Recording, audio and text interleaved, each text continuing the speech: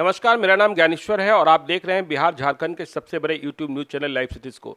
अभी से ठीक एक घंटे बाद महागठबंधन की प्रेस कॉन्फ्रेंस होनी है, लेकिन महागठबंधन की प्रेस कॉन्फ्रेंस में क्या होने जा रहा है आपको हम पहले बता दे रहे हैं, क्योंकि महागठबंधन में घमासान अब भी जारी है।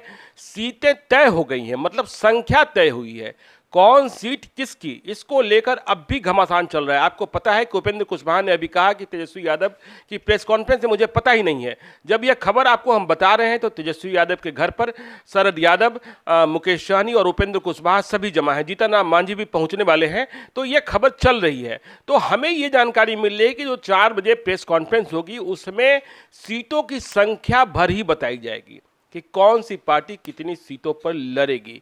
यह नहीं बताया जाएगा कि कौन सीट किस पार्टी को दी गई है। मतलब एनडीए से महागठबंधन पिछड़ रहा है सीटों के चयन के मामले में और यह बताने में कि कौन सी सीट किस पार्टी को मिली है। हमें यह भी जानकारी मिल रही है कि राजद जो है वह 20 से कम सीटों पर चुनाव लड़ेगा, कांग्रेस 9 सीटों पर चुनाव लड़ेगी और कांग्रेस ने जो 11 से 2 सीटें कम की हैं उसके बदले में यह कहा जाएगा कि उन्हें राज्यसभा की एक सीट दी जाएगी। जब 2020 में राज्यसभा के चुनाव होंगे तो विपक्ष की ओर से कांग्रेस के एक सदस्य को जो भी होंगे वह उन्हें राज्यसभा भेजा जाएगा। आपको पता है कि आज औरंगाबाद को लेकर कांग्रेस में घमासान मचा है। निखिल कुमार के समर्थकों ने सदाकत आश्रम में हल्ला बोल दिया है। तो ये जो जानकारी आ रही है कि सीटों की संख्या सिर्फ बताई जाएगी कि किस पार्टी को कौन सी सीट मिली है। और यदि ये कहें तो यदि बाजी मारने की बात कहें तो सिर्फ जीतन राम मांझी अकेले हैं जो महागठबंधन में बाजी मार ले गए हैं, क्योंकि उनकी सीटें स्पष्ट हैं। उन्हें गया, औरंगाबाद और नालंदा की सीट मिल चुकी है। तो बाकी और दूसरे पार्टी की बात करें तो रालोसपा को जमुई सीट को लेकर ऐलान हुआ है। जमुई में भूदेव चौधरी उनके स्टेट प्रेसिडेंट हैं, उनको चुनाव लड़ाया जा रहा है।